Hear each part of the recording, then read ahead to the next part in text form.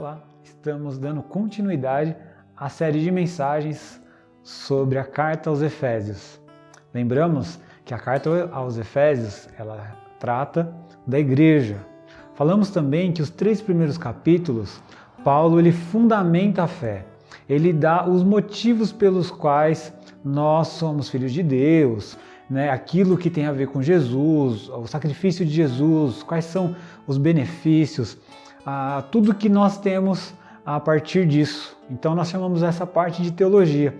E agora partimos para uma parte prática. Nós falamos no capítulo 4 e o capítulo 5 e nós chegamos numa parte muito tranquila de se falar, que é a hora da vida familiar, ok? O lar cristão. Como se deve lidar o lar cristão? Como ele é constituído? E nós veremos aqui que a partir do versículo 21, algumas Bíblias trazem um pequeno subtítulo aí, em negrito, E a NVI também cometeu esse agafe de separar o 21 aí, mas é a partir do 21. E é interessante porque esse 21, ele vai dar base para tudo que vem, tá bom? Então o versículo 21 começa como? Sujeitem-se uns aos outros por temor a Cristo. Ou seja, no tratamento entre marido e mulher, sujeitem-se uns aos outros. No tratamento entre pais e filhos, sujeitem-se uns aos outros. No tratamento entre escravos e senhor, sujeitem-se uns aos outros. Essa é a temática que vai reger toda a nossa conversa, toda a conversa que Paulo está dizendo aqui. Mas uma coisa também interessante é que essa conversa não é um assunto novo. Por mais que as pessoas, quando chegam aqui, separam como se aqui fosse um novo assunto, Paulo ele não tem essa ideia aqui. O texto no grego não tem nada, nem no português você pode ver, é uma continuação. Nós que separamos aí em negrito com algumas mensagenzinhas, tentando mostrar para você o que vem em seguida, mas fato é que tem tudo a ver com o que nós estamos conversando anteriormente. E se você relembrar aí o versículo 15, ele vai dizer o quê? Tenham cuidado com a maneira como vocês vivem, que não sejam insensatos, mas como sábios. Então ele vai a partir daí, Ele já está dizendo da conversa que ele está tendo entre trevas e luz, e ele vai dizer o seguinte, então vocês prestem atenção como vocês vivem. E no versículo 18, ele vai dizer o seguinte, não se embriague com vinho que leva à libertinagem, mas deixem-se encher pelo Espírito. Então é a partir daí que nós vamos ver uma vida no lar. E vamos lembrar uma coisa também, que a maioria de nós temos uma casa, certo? Então você possivelmente está dentro da sua casa. Qual é a diferença de casa e lar? É muito simples. A casa, ela tem a ver com parede.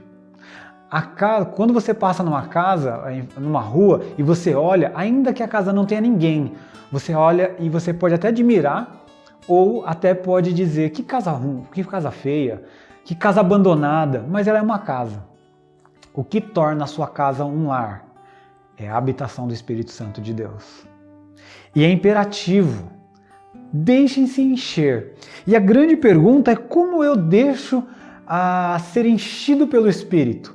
E aí no versículo 19, a ideia de falar, cantar salmos, hinos de todo o coração. Versículo 20 vai dizer sobre dar graças a Deus por tudo. Versículo 21, onde nós entramos, vai falar sujeitando uns aos outros. Perceba que é o mesmo assunto, e na sujeição uns aos outros que nós vamos ser cheios do Espírito. Então ele começou aqui dizendo como é ser cheio do Espírito na comunidade. O que rege as nossas relações. É isso que vai dizer se nós somos cheios ou não do Espírito. E aí ele leva isso para casa. Para que, se eu e você tivermos o Espírito Santo de Deus, nossa casa não é apenas concreto, mas lá é um lar, porque lá é onde habita o Espírito Santo de Deus. Então nós vamos tratar os 3 com o mesmo princípio. É óbvio que cada um vai ter a sua singularidade, mas para a gente ter uma noção, então a gente vai tratar até o capítulo 6, o versículo 9 onde ele está conversando ainda sobre os senhores e os servos e os escravos, tudo bem? Então, só para a gente ter uma visão mais geral, né? Porque senão eu precisaria aí de mais de 1 hora para esmiuçar esse texto com você, se não mais do que isso, e não é esse o objetivo. Esse objetivo é fazer você pensar de uma forma simples e rápida sobre os princípios bíblicos. E aqui então chegamos, né, no lar cristão, a relação entre homem e mulher. E pasmem, se vocês olharem aí, quando vai falar sobre mulher, Paulo vai dizer no versículo 22, 23 e 24. 3 versículos falando sobre mulher. Muita coisa, não é? E aí, quando ele vai falar sobre os homens, ele vai falar no 25, 26, 27, 28, 29, 30, 31, 32, 33. 3 vezes mais. Pois é, parece que lidar com o homem é 3 vezes mais complicado do que lidar com a mulher. Aqui está muito claro. Primeiro, que não tem esse negócio de que só a mulher sujeita ao marido. Não existe isso. Fato que nós precisamos lembrar do versículo 21. Sujeitem-se uns aos outros. Então, há uma sujeição de um para com o outro. Porque não tem como você amar sua esposa se você não sujeitá-la. Se você não sujeitar. Mas, ao mesmo tempo, esse negócio de submissão, e aí não é uma missão inferior à do homem, mas é uma ideia de que a mulher, ela, óbvio, a gente está pensando num lar cristão. Se você não está num ambiente cristão, essa mensagem não é para você. A não ser se você quer ter isso que eu estou dizendo. Isso que a palavra do Senhor nos ensina. Então é para você. Mas se sua casa não tem um homem cristão com os princípios bíblicos, vai ser difícil você cumprir o que a Bíblia está dizendo. Se você é um homem cristão e está num lar que a sua esposa não é cristã, vai ser difícil você amá-la como a Bíblia manda você amar. Então eu estou tratando aqui, e a Bíblia está tratando, o apóstolo Paulo está escrevendo à igreja de Éfeso para cristãos. Ok? Então, o que ele está dizendo? Que a mulher, ela tem que se submeter ao marido. E ele vai dizer que o marido é o cabeça da mulher.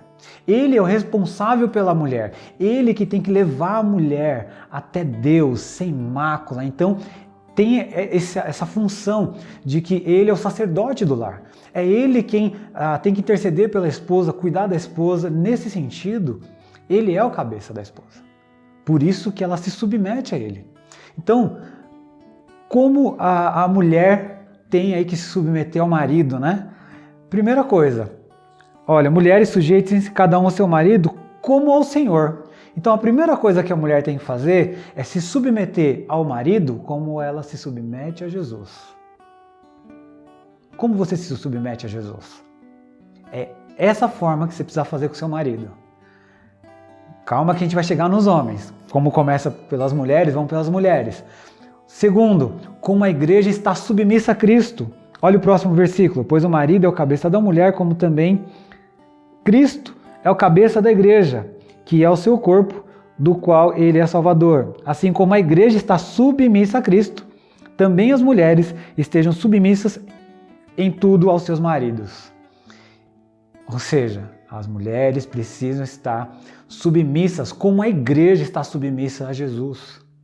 É Jesus quem coordena, é Jesus que dá a missão. A igreja cumpre, a igreja vai, a igreja faz com todo o amor, com todo o zelo. Isso é uma igreja de Jesus. É assim que uma mulher tem que se portar no lar. E qual é o limite? O limite que é em tudo. Perceba aí, o versículo 20, 22, 23, 24. A igreja está sujeita a Cristo, também as mulheres estejam em tudo sujeitas aos seus maridos. Versículo 24. Em tudo. Em tudo. E lembra, mais uma vez, estou falando quando a mulher, né, a esposa, isso não é sobre homem e mulher, isso é sobre esposa e marido. Ok? E eles são cristãos. Tá bom? Então não confunda uma coisa com outra. Eu preciso falar isso porque senão depois você vai chegar e falar: o meu marido bebe, meu marido faz isso, faz aquilo, e eu tenho que fazer tudo isso? Não, aqui Está falando de um lar cristão. Porque agora que ele vai chegar no marido, o marido, a partir do versículo 25 até o 33, Paulo fala que ele tem que amar como Cristo amou a igreja e se entregou por ela. Como Cristo fez? Se você lembrar Filipenses capítulo 2, vai dizer assim: tem atitude de vocês a mesma de Cristo, que sendo Deus, sendo cabeça, não trouxe para si essa prerrogativa, mas se humilhou. É esse amor que o homem precisa ter com a mulher. É um amor que se humilha. É um amor que vai de encontro. É um amor sacrificial. É por isso que é mais fácil para a mulher quando o homem é mais humilde. Quando o homem trata ela como Jesus tratou a igreja.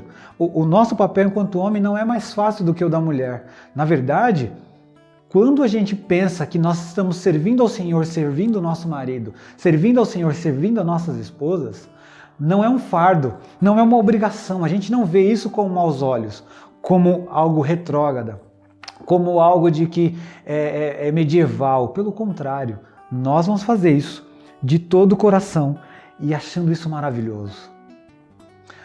Uma outra coisa, amar a esposa com o amor do próprio corpo. E aí, vamos lembrar que o corpo é templo do Espírito Santo, morada do Espírito Santo. Então, se o homem que se diz cheio do Espírito, além de ele falar com salmo entre os irmãos dentro de casa, ele tem que amar a esposa como Jesus amou a igreja, se humilhando, estando junto, participando. E a esposa ser submissa. São papéis diferentes, mas não quer dizer que um é melhor que o outro. São papéis diferentes, apenas isso. E essa relação que tem a ver com a relação que nós temos com Deus, não torna isso um peso. Se você está vivendo isso e está achando pesado e está possivelmente me criticando nos seus pensamentos, que na verdade você está criticando o apóstolo Paulo, você não entendeu muitas coisas na Bíblia ainda. E possivelmente o seu cônjuge não é alguém cheio do Espírito Santo de Deus. Então vocês precisam buscar que a casa de vocês, parede, se transforme num lar. Isso só é possível com a ação do Espírito Santo. Ok? Uma outra coisa que sempre dizem, né? Que eu vou casar porque eu amo. E aí eu li o Tom Wright e escutei o Augusto Nicodemos e os dois falaram a mesma frase. O amor não faz um casamento. O casamento que faz o amor. Então, na nossa relação de marido e mulher, nós vamos construindo o amor.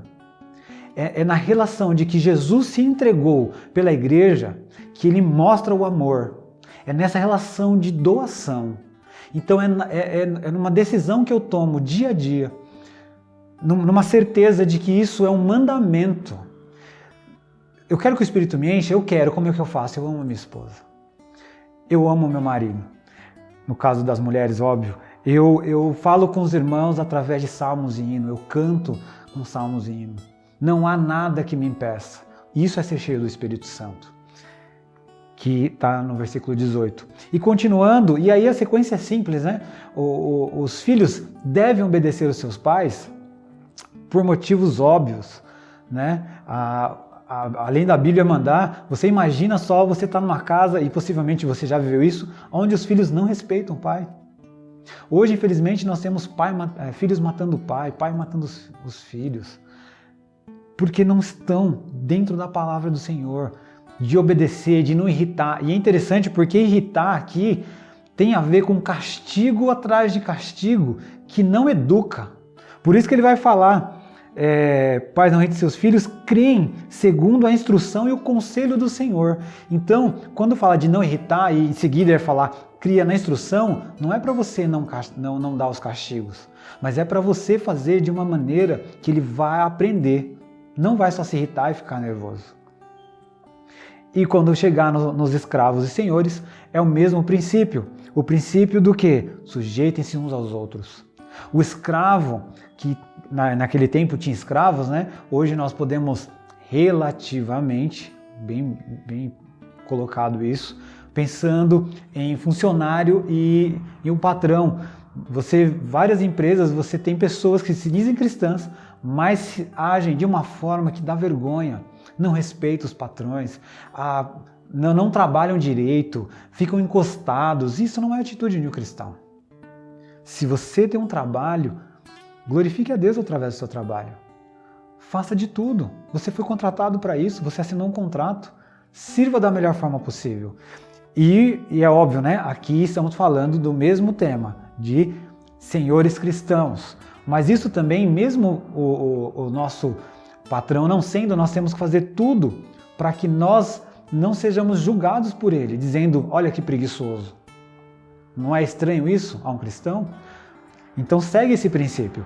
E o patrão que é cristão, ele tem que olhar como um irmão em Cristo.